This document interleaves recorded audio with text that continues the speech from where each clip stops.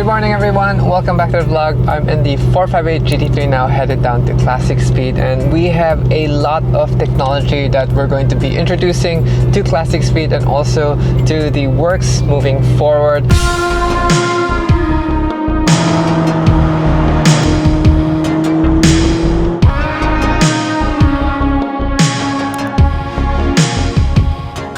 So, building my face mask, very crucial for what we're about to do. And I have the 3M particulate filter, full face mask. We also have some laser lenses. It's green LED lenses, and the team's setting up now the laser machine. They're using a silent compressor that we use for the RWB builds, and we're also putting an air dryer because the machine's lens cannot get wet. Okay, making sure I don't miss anything. It's like Batman Begins.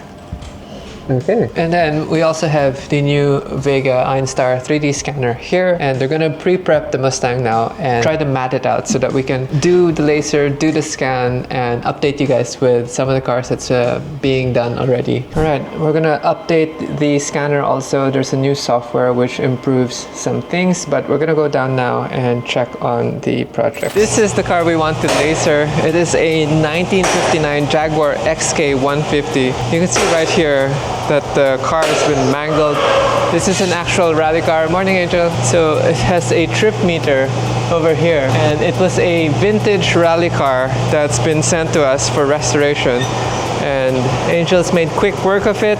The door has been bashed in, but I want to see if we can laser the door so that we can remove the paint and look into the sheet metal. Here's the name of the drivers before. Looks like this has been repaired already. Looks like the crumpled zone and weld mark. So normally when we're removing paint, we take the grinder, or we use a cop brush, or we use strip sol, or we use the sandblasting method. There's multiple methods on how to remove paint, but today we're going to use an advanced method, which is the laser cleaning method. Here it is. This is the Fortune laser. This is the 300 watt edition one. Enough for the problems we have here at the car shop.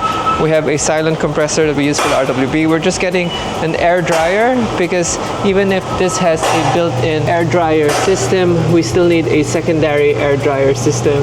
And then just checking the wattage, 220 volts, 50 hertz, 300 watts.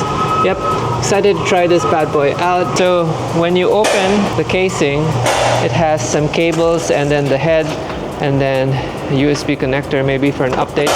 And then these are the laser goggles. Power cable. There.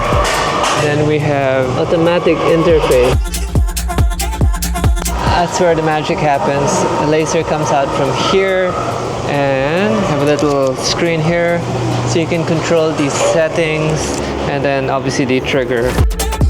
I asked for extra lenses so that we can give the staff some lenses. The thing with the dryer is important because when the lens gets wet, when it's really hot, it's going to create water spots, and water spots will affect how the beam of laser projects. So that's the consumable part with these things, and these are all extra lenses. I can feel it. We have 5 extra lenses and then safety goggles. That's the laser safety lens. It's actually pretty cool. It's green, and it allows us to protect our eyes, and it's got the side covers also, and then the face mask. The wind is blowing inside right now, which means maybe the people at the back need to wear a face mask also. This won't be the area that we're going to be doing the full work. This would actually be moved over here to a private room so that we can make sure that all the dust settles, that we can sweep it out and dispose of it properly before it flies in the air. Do not enter without wearing protective eye cover. Check. And then we're going to enter, so paint removal. Let's remove the cap. Whoa! So there's a distance we need to maintain. So obviously we should be in a face mask. It's so interesting.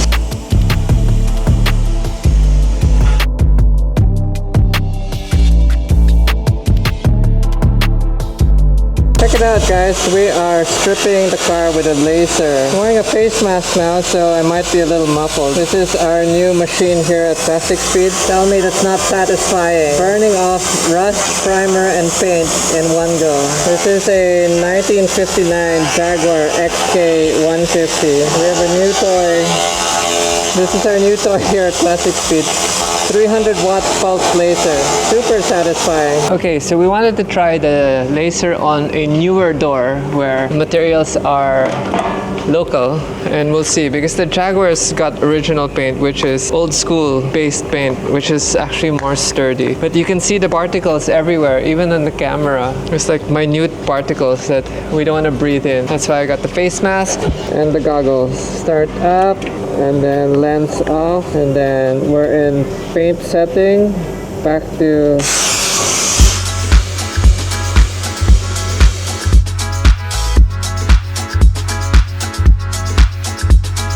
so this little spot on the newer paint, this one took roughly 10 to 15 minutes.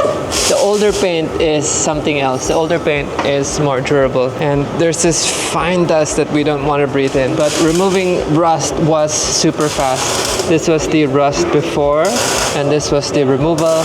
The paint removal here took ages because this old paint is something else. We're going to go now and check out our setup for the new powder coating area also. So powder coating might not be high-tech, but it is new for us here at Classic Speed.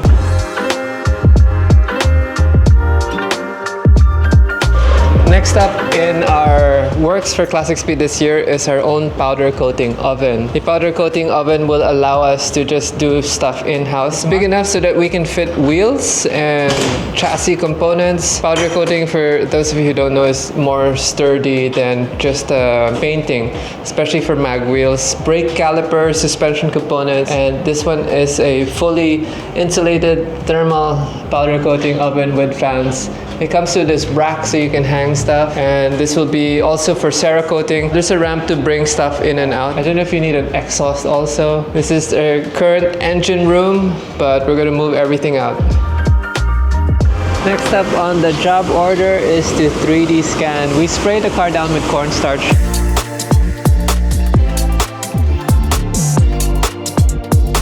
So I should have tracking markers, but I ordered magnetic markers and they haven't arrived. So right now we're just scanning based off features. Problem is it's so bright here in the paint shop that the scanner works so fast.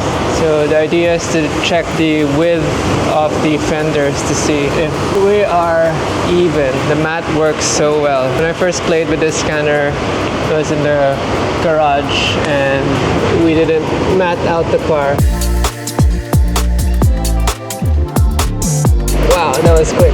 If you look here, we're rendering the file and we have enough to check the evenness of the metalwork. Let's stop it there and we'll just attach the files together. I'll scan the whole front and the whole rear so that we can just push the files together. Okay, that was literally like 30 minutes. Click this, I have the full front. So this is impressive even without the tracking markers. Just the cornstarch with the alcohol. So enough for us to check if the fender vents are even and if the width and shape from the top is even. We also have a scan of the rear, so I can attach the rear to sides here and complete this rear clip and then attach it to this rear clip also, which will give us a profile for the rear. The doors I didn't need to scan because they were standard. This one we can delete because that was a small scan. And I've actually been playing with this where I scanned my Volkswagen too. This is a different video, but I was just experimenting. Okay guys, so all the updates are done. This is the shop floor and this is the end of January. This is a new project that just came in. Just for assessment, we don't know yet if we're gonna take it, but the DX is moving out and the race car and the Miata is here. The sequential gearbox is actually in already, but we're missing a lockout cable. The 550 is still here from the DDE boys, and that is getting a new brushless fan system, and then my FDRX7 is being stripped out there so that we can fix the chassis. My brother's Mach 1, which is over there, is almost done. The hood is now opening the right way forward, and we're just installing the wiper blades. So eventually, when my new car shop opens, we're going to be pulling out RWB Vicky, the yellow Boxster, and then a few of the other projects out of here because Classic Speed needs some space also. But I hope you guys like the technology that we're bringing into the shop. I'm really excited to implement some of them and figure out if it can help decrease our productivity time, because at the end of the day, that's my role here, to introduce technology, make sure it's implemented and cuts down the turnaround time when we're finishing cars at the showroom floor. And it's been a lot of fun.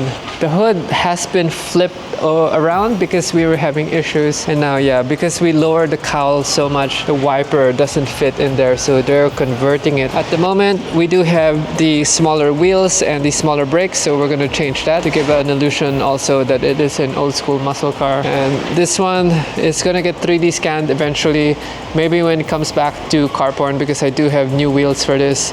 So we'll do this in the new shop already so that we can build a fantastic wide body kit for this. The FD, learning from the issues, we need to cool it better, so I have to order a new radiator and new oil coolers for this, and then I'm going to recycle the radiator for this for another project. And then our alignment rack is finally working. Hunter came by, sorted out the alignment rack, so this is working so we can align the cars on site. So this is the front face of the Combi. Angel is just repairing it real quick, and then we're going to be installing it in the Combi. But the Impala is here. This is going to get blasted later on to remove the rust once we're ready to prep, but this guy is here.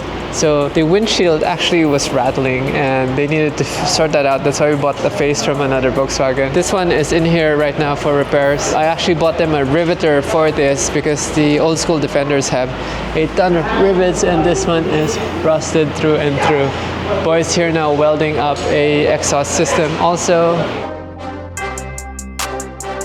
If you guys are looking for a sheet metal bender, we're getting rid of this. I don't know how much the price is, but I will post this. I guess other updates is Murasaki Shikibu is still waiting for our electrician. He's super busy. I want to drop out the motor, but I need to clear out cars on the lifters. If not, nothing's going to happen.